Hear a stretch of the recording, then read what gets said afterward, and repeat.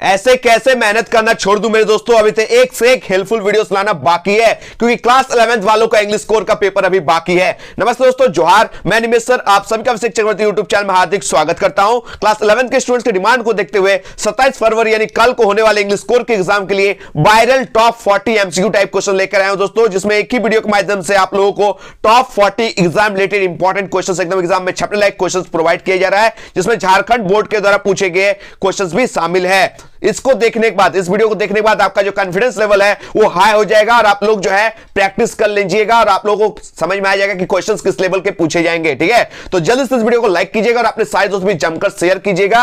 और जो भी अभी तक इस चैनल को जुड़े नहीं है जल्दी से चैनल को सब्सक्राइब कर लीजिए, ताकि आगे की वीडियो नोटिफिकेशन सबसे पहले आप तक पहुंचे, क्योंकि आज लगातार इंग्लिश स्कोर की हर एक पोर्शन की वीडियोस अपलोड होने वाली है। पूरा सिलेबस जो है आज ही मैं कंप्लीट कराने वाला हूं, तो चैनल के साथ जुड़ जाइए। ठीक है, चलिए बिना देरी वीडियो को शुरू करते हैं। तो देख सकते हैं जैसे कि एक पैसेज के साथ स्टार्ट होता है, read the following passage and answer the question from 1 to 6। ठीक है, निम्नलिखित गद्यांश को पढ़िए और क्वेश्चन 1 से लेकर 6 तक के प्रश्नों के उत्तर दीजिए। डायरेक्ट हम लोग क्वेश्चंस पढ़ेंगे और हम लोग आंसर को खोज निकालेंगे। तो चलिए अब हम लोग क्वेश्चन 1 की ओर जाते हैं। क्वेश्चन 1 आप लोग देख सकते हैं क्या पूछा गया है। Language is the wonderful gift given to dash. ठीक है, लैंग्वेज जो है, भाषा जो है, किसको दिया गया एक अद्भुत उपहार है। इसका आंसर हम लोग फर्स्ट लाइन में खोज लेंगे। ठीक है, तो फर्स्ट लाइन में देख सकते हैं इसका आंसर दिया गया है। लैंग्वेज जो है एक वंडरफुल गिफ्ट है जो किसको मिला है, मैन को मिला है। किसको मिला है, मैन को मिला है। तो चलिए इसका आंसर हम लोग करेक्ट करते हैं, ऑप्शन नंबर ए। ठीक है, लैंग्वेज जो है वो मैन को मिला है। चलिए आगे बढ़ते हैं हम लोग। क्वेश्चन 2 क्या लिखा गया, when rabbit see an enemy it dash. ठीक है, जब खरगोश दुश्मन को देखता है तो वह क्या करता है। चलिए सेकंड क्वेश्चन है तो इसका आंसर हम लोग सेकंड लाइन में ही खोजेंगे। देख सकते हैं सेकंड लाइन में क्या लिखा गया है, when rabbit sees an enemy it runs away into his hole और बोरो। ठीक है, याद कर लीजिएगा, खरगोश जब दुश्मन को देखता है ना तो वो भाग जाता है और उसके घर यानी बिल में दौड़ते दौड़ते जो है उसका पूंछ जो है उठा हुआ रहता है। ठीक है, तो चलिए इसका आंसर हम लोग खोजते हैं। It tells bobs and ups and down and it's runs. ठीक है, याद रखिएगा उसका जो टेल है, उसका जो पूंछ है वो क्या कहता है, bobs up and down as it runs. ठीक है, याद रखिएगा उसका जो पूंछ होता है ना अप एंड डाउन होते रहता है, ऊपर नीचे होते रहता है जब वो भागता है। तो चलिए इसका आंसर हम लोग खोज लिए।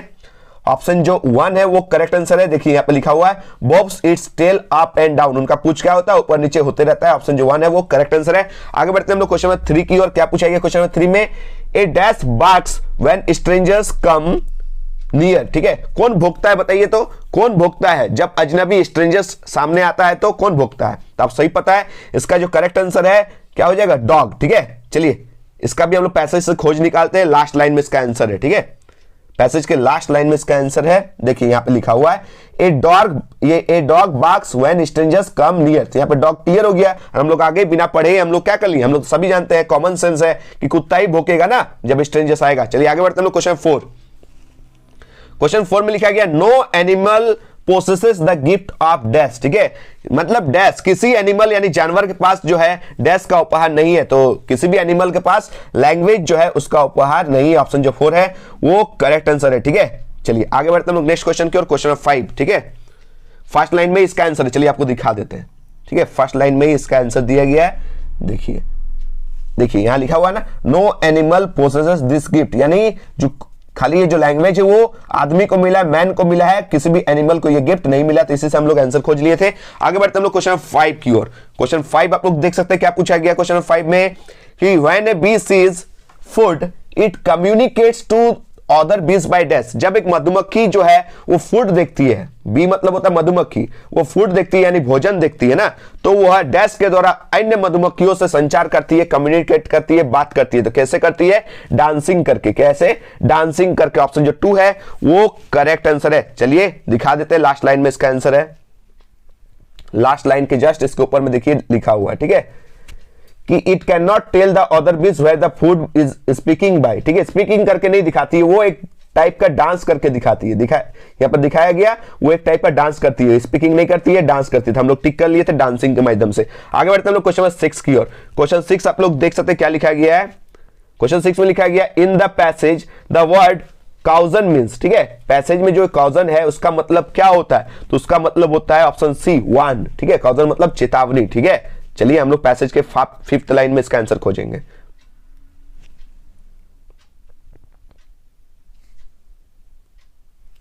देखिए एक लाइन हो गया, दो लाइन हो गया, 3 4 5, ठीक है। पांचवा लाइन में इधर देखिए वांस, वांस मतलब क्या होता है, चेतावनी देना। दिस वांस अदर एनिमल्स, दूसरे एनिमल को जो है चेतावनी देता है, इसी का मतलब होता है कॉजन, ठीक है। क्वेश्चन 7 से आप लोग देख सकते हैं यहाँ पर क्या हो गया, ग्रामर सेक्शन और राइटिंग सेक्शन से क्वेश्चन स्टार्ट हो गया।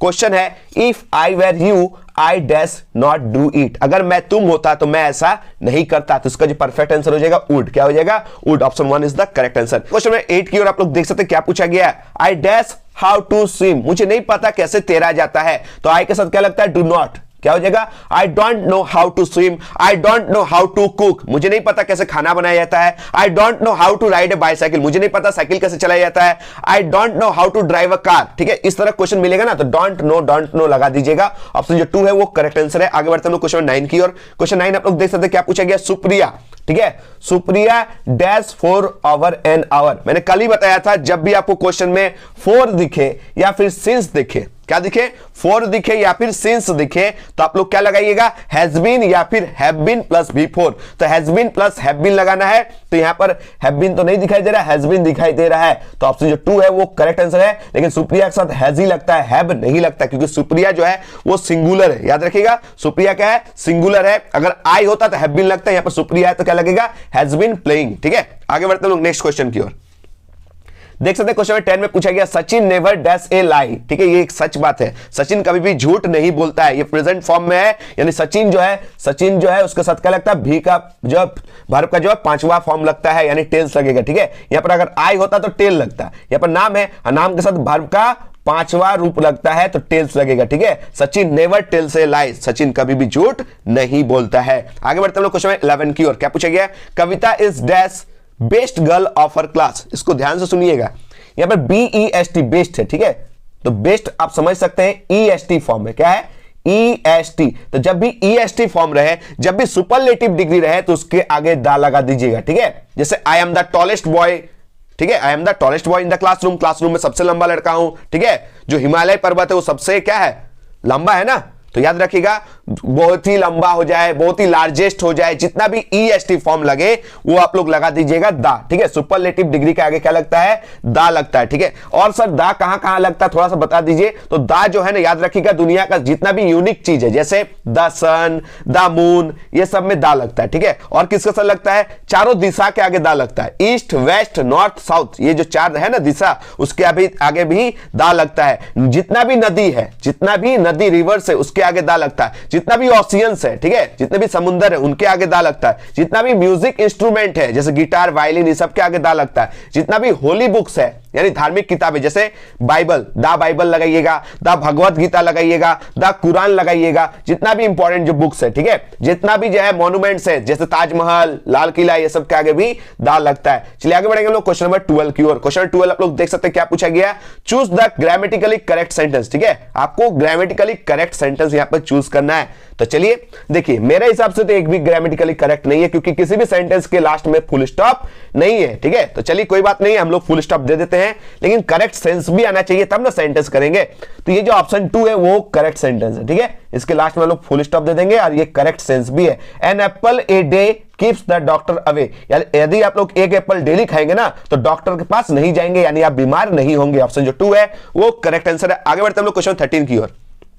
क्या पूछा गया, आई हैव ए फ्रेंड, मेरा एक दोस्त है, ठीक है, मेरा एक दोस्त है। तो आई जो है यहां पे सिंगुलर है, आई हैव ए फ्रेंड, ये जो फ्रेंड है ये सिंगुलर है। तो जब फ्रेंड सिंगुलर है तो हम लोग इज लगाएंगे ना, तो हु इज ए फेमस जिमनिस्ट, ये जो ऑप्शन 2 है वो करेक्ट आंसर है। देखिए आई के साथ तो कभी भी वेर नहीं लगेगा और आई के साथ ये जो है आर भी नहीं लगेगा, क्योंकि सिंगुलर है। तो या तो इज लगाएंगे या तो वाज लगाएंगे, लेकिन ये जो सेंटेंस ये प्रेजेंट का बात कर रहा है, इसलिए हम लोग क्या लगाएंगे, ये ऑप्शन 2 जो है बेटर है, इज लगेगा, ठीक है। आगे बढ़ेंगे लोग नेक्स्ट क्वेश्चन की ओर। देख सकते हैं दोस्तों नेक्स्ट क्वेश्चन में क्या है। क्वेश्चन 14 पूछा गया, आई नीड डैश वाटर, तो आई नीड सम वाटर, ये तो सूट भी कर रहा ना, आई नीड सम वाटर, ये जो है करेक्ट आंसर है। आगे बढ़ते हम लोग क्वेश्चन 15 की ओर। क्वेश्चन 15 में क्या पूछा गया, देखिए ये क्वेश्चन 15 को आराम से कर लीजिएगा, क्योंकि यहां पर बुक है, बुक्स तो नहीं है। अब बुक क्या होता है, सिंगुलर होता है ना, प्लूरल तो नहीं है। और सिंगुलर के साथ क्या लगता है, दिस लगता है।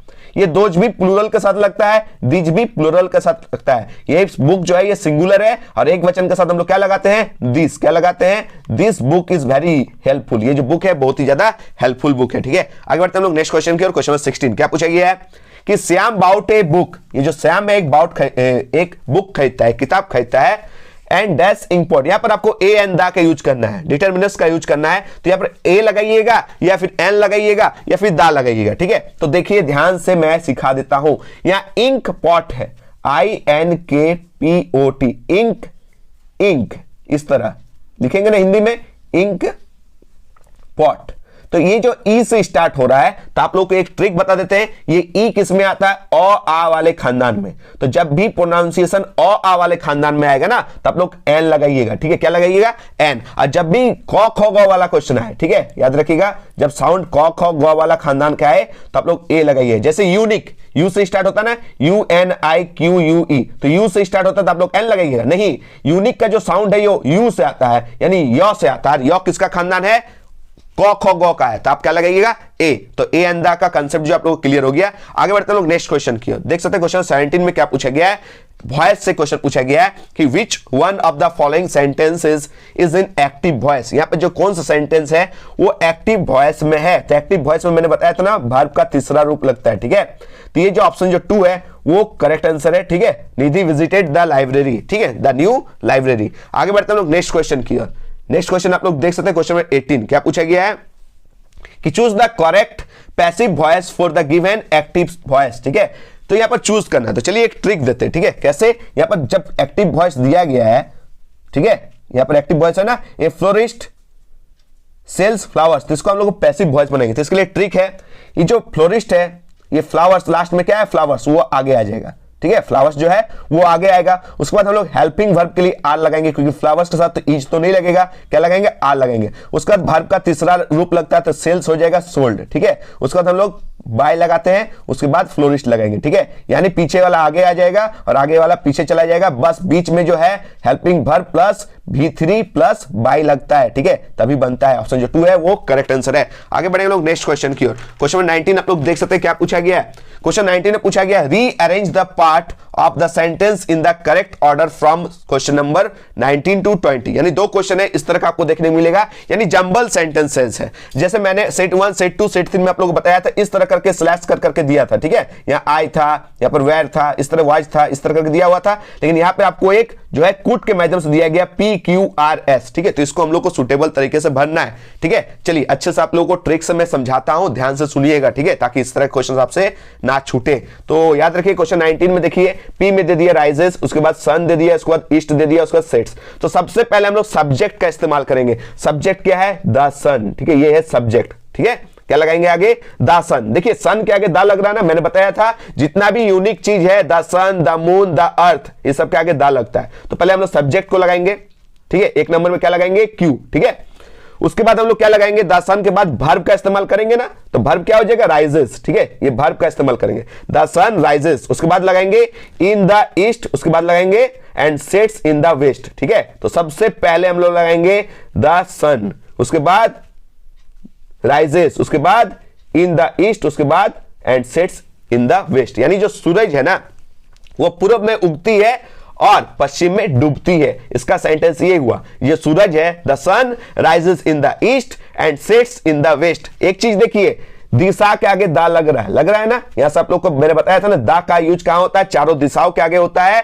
और जितना भी यूनिक चीज है, द सन, द मून, तो आप लोग क्लियर हो गया, ग्रामर पोर्शन से आप लोगों को अच्छे से हो जा रहा है। तो यहां पर करेक्ट आंसर क्या होगा, द सन यानी क्यू। तो सबसे पहले क्यू यहां पर देखने को मिला, उसके बाद हम लोग लगाए राइजेस यानी पी भी देखने को मिला, उसके बाद लगाए आर, उसके बाद एस। तो ये जो ऑप्शन 1 है इसको हम लोग टिक कर देंगे, QPRS। चलिए आगे बढ़ते हैं लोग नेक्स्ट क्वेश्चन की ओर। क्वेश्चन 20 सेम उसी तरह का क्वेश्चन है, ठीक है, उसी तरह का क्वेश्चन है, इसको भी अच्छे से करना है। तो क्या लगाएंगे, सबसे पहले हम लोग सब्जेक्ट का इस्तेमाल करेंगे। सब्जेक्ट कौन हो गया, आई, ठीक है। सबसे पहले हम लोग 1 नंबर में आर का इस्तेमाल करेंगे, ठीक है। आर में क्या हो गया, आई, आई जो है सब्जेक्ट है। आई के बाद हम लोग वर्ब का इस्तेमाल करेंगे यानी सपोर्ट। दूसरा नंबर में लोग सपोर्ट लगाएंगे, आई सपोर्ट। उसके बाद क्या लगाएंगे, ऑब्जेक्ट, ठीक है, आई सपोर्ट द पुअर। उसके बाद 3 नंबर में क्या लगाएंगे, पुअर। डेली करेंगे, एवरीडे सपोर्ट करेंगे, यानी लास्ट में 4 नंबर में एवरीडे। यानी सबसे पहले हम लोग इस्तेमाल किए पी का, उसके बाद हम लोग सबसे पहले हम लोग इस्तेमाल किए आर का। तो आर सबसे पहले आपको कहां देखने को मिलता है, आर सबसे पहले आपको देखने को मिलता है ऑप्शन नंबर 1 में मिलता है ना। सबसे पहले आर का इस्तेमाल किया जाता है। उसके बाद क्या किए, क्यू का इस्तेमाल, ठीक है, उसके बाद पी का इस्तेमाल, उसके बाद एस, यानी सेंटेंस क्या बन गया हम लोग का, I support the poor every day. तो इस तरह करके भी आप लोग को बना लेना है, ठीक है, क्लियर हो गया। आगे बढ़े हम लोग नेक्स्ट क्वेश्चन की ओर। क्वेश्चन नंबर 21 देख सकते हैं, यहां से लिटरेचर पोर्शन शुरू हो गया, यानी आपके दो टेक्स्ट बुक है वहां से क्वेश्चंस पूछे जा रहे हैं। क्या क्वेश्चन पूछा गया, the story the portrait of a lady is written by dash. ये जो स्टोरी है, ये जो कहानी है the portrait of a lady, ये किसके द्वारा लिखा गया है, तो आप सही पता है खुशवंत सिंह के द्वारा लिखा गया है, ठीक है। आगे बढ़े हम लोग नेक्स्ट क्वेश्चन की ओर। क्वेश्चन नंबर 22 देख सकते हैं, क्वेश्चन नंबर 22 में क्या पूछा गया कि what was hard to believe about Khushwant Singh grandmother, ठीक है। ये जो खुशवंत सिंह के जो ग्रैंड मदर को लेकर क्या विश्वास करना जो है वो हार्ड है, बिलीव नहीं कर पाता खुशवंत सिंह। तो याद रखिएगा उनकी जो दादी है कभी भी यंग थी और जवान थी, ठीक है। ऑप्शन जो 1 है वो करेक्ट आंसर है, that she had ever been young and pretty. ये चीज जो है खुशवंत सिंह बिलीव नहीं कर पाता, क्योंकि खुशवंत सिंह जो है, खुशवंत सिंह का जो दादी है, अपने लाइफ में जो खुशवंत सिंह अपने दादी को देखता है तो वो थोड़ी सी बूढ़ी थी और बेंट यानी झुकी हुई थी, तब तो उतना सुंदर नहीं थी, लेकिन एक टाइम जो है उनकी दादी बहुत ही सुंदर थी, वो गांव के जो है बूढ़े लोग जो है वो बताते थे, ठीक है। आगे बढ़ते हैं लोग नेक्स्ट क्वेश्चन की ओर। क्वेश्चन नंबर 23 क्या पूछा गया क्वेश्चन नंबर 23 में कि what used to be the happiest hour of the day for the grandmother, ठीक है। तो ये जो क्वेश्चन पूछा गया है ग्रैंड मदर के लिए यानी दादी के लिए, वो हैप्पीएस्ट हाफ आवर कौन सा होता था पूरे दिन का, पूरे दिन का वो जो हैप्पीएस्ट हाफ आवर होता था वो उस क्षण होता था जब वो स्पैरोस को खाना खिलाती थी। तो ऑप्शन जो 3 है वो करेक्ट आंसर है, it was the time when she fed the sparrows, ठीक है। आप लोग कमेंट बताइएगा स्पैरोस को यानी गोरैया पक्षियों को क्या खिलाया करती थी, ये आप लोग को बताना है, ठीक है, क्योंकि ये स्टोरी मैंने अच्छे से समझाया है और आप लोग को प्लेलिस्ट मिल जाएगा, इंग्लिश का जो है प्लेलिस्ट बना दिया गया है, आप लोग प्लेलिस्ट विजिट कीजिएगा और अभी लगातार चैनल के साथ जुड़े रहिए, क्योंकि बैक टू बैक खाली इंपॉर्टेंट वीडियोस अपलोड होने वाली है, चाहे वो लिटरेचर पोर्शन हो, चाहे ग्रामर पोर्शन हो, चाहे स्टोरी पोर्शन हो, सारा अपलोड किया जाएगा, ठीक है। आप लोगों को प्लेलिस्ट मिल जाएगा और आप लोगों को क्लास 12 में भी शुरू से ही धाकड़ तैयारी करवाया जाएगा, तो आप लोग टेंशन ना लीजिए, जल्दी से चैनल को सब्सक्राइब कर लीजिए, ठीक है। आगे बढ़ेंगे लोग नेक्स्ट क्वेश्चन की ओर। क्वेश्चन नंबर 24 क्या है क्वेश्चन नंबर 24 में कि what took the place of the village dogs in grandmother's life in the city.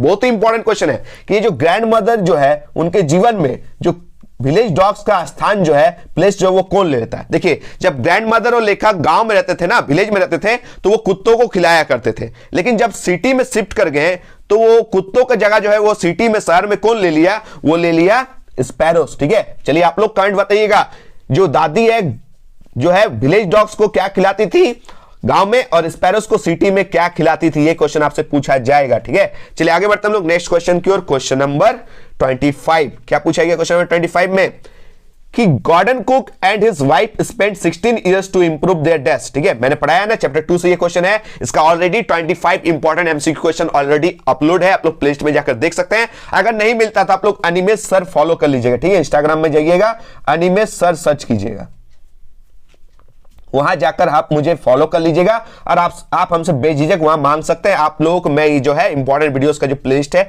आप लोग वहां सेंड कर दूंगा, नहीं तो आप लोग इस चैनल के जो टेलीग्राम जो है वहां जो है आप लोग जो है ज्वाइन कर लीजिएगा टेलीग्राम चैनल को, ठीक है।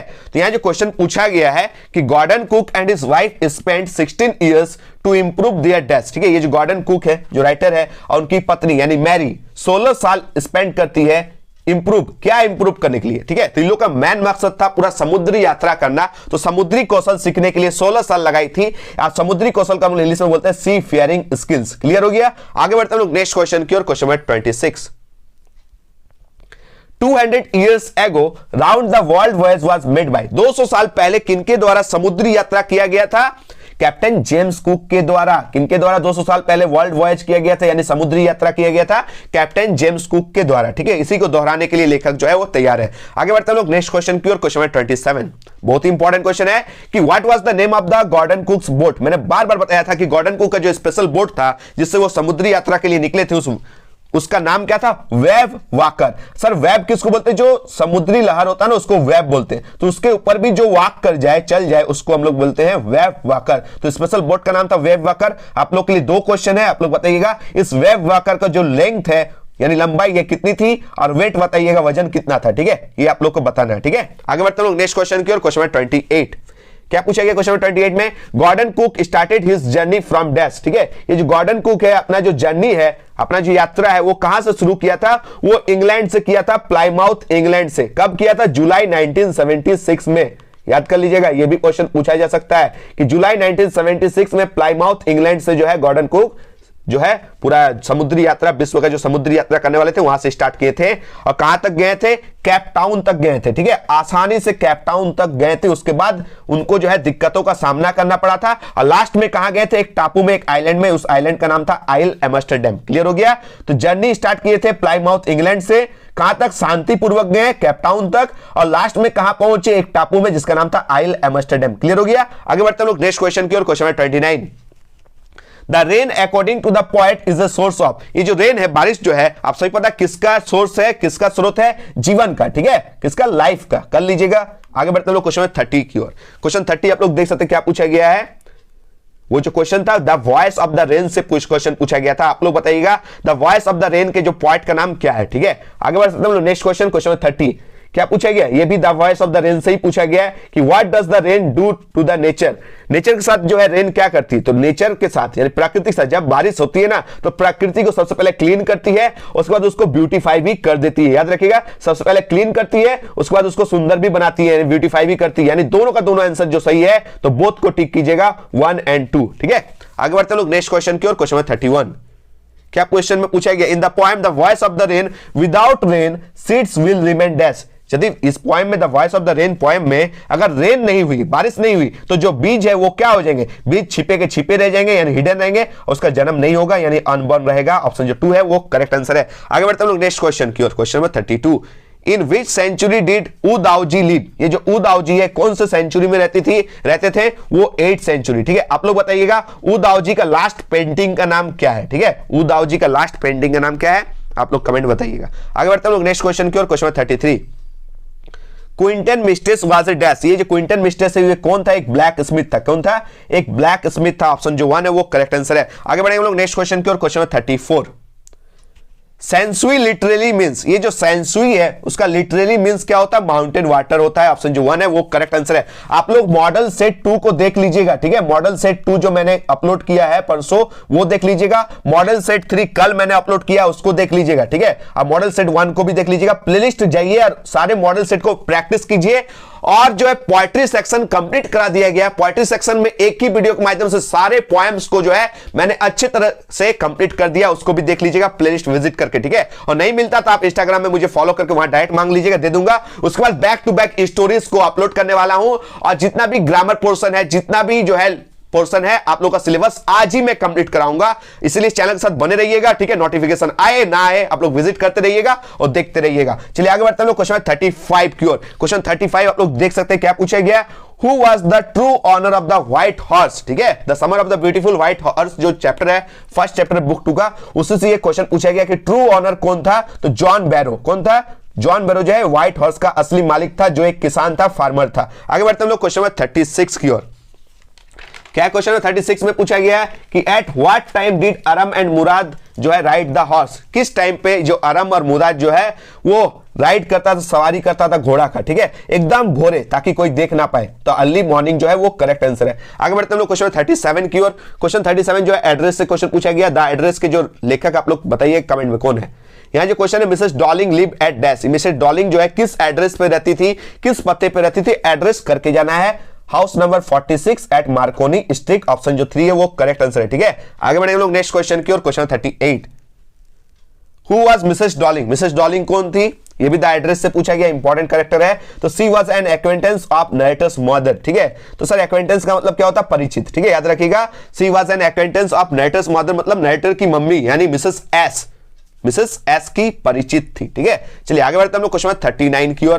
क्वेश्चन 39 में क्या पूछा गया है कि what was the name of the niece of Ramarao. तो रामाराव की जो नाइस यानी भतीजी है उनका नाम क्या था, रत्ना। क्या था, रत्ना। ठीक है, चलिए रत्ना का शादी किससे हुआ आप लोग कमेंट बताइएगा। ठीक है, रत्ना का जो है शादी किससे हुआ आप लोग कमेंट बताइएगा। चलिए लास्ट क्वेश्चन देखते हैं, question 40, the name of the village dog in the story Ranga's marriage is dash. रंगा मैरिज जो शादी हुआ था ना, ये स्टोरी है रंगा मैरिज, इसमें जो है विलेज डॉक्टर का जिक्र किया गया, गांव के एक डॉक्टर का जिक्र किया है। उस डॉक्टर का नाम क्या था? तो डॉक्टर का नाम थोड़ा सा गुंडा जैसा था। कैसा था? गुंडा जैसा। ठीक है, गुंडा Bhatt is the correct answer, option 1 is the correct answer. तो आज का ये 40 क्वेश्चंस क्लियर हो गया। ठीक है, इस वीडियो को लाइक कीजिएगा, जमकर अपने सारे दोस्तों के बीच शेयर कीजिएगा।